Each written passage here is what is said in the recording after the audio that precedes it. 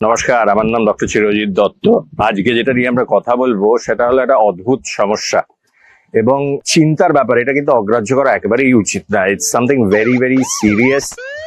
আর এর ট্রিটমেন্টের window of opportunity কিন্তু ভীষণই কম। ঠিক সময় if we miss the bus then we cannot go back and put it right again ever.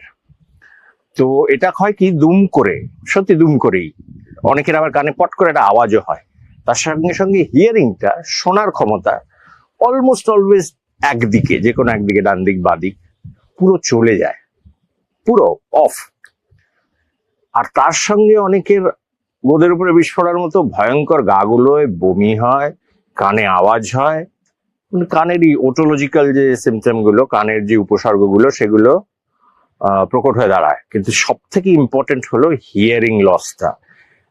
Hearing লসটা কান ব্যালেন্স, যেমন দেখার অনেক লোক আছে, ব্রেন আছে, এই কান আছে, ডান কান আছে, বাঁ কান আছে, চোখ আছে, জয়েন্ট আছে, কিন্তু একটা কানে হিয়ারিং চলে গেলে সেটাকে পেলা দেওয়ার nobody can recompense for that hearing loss.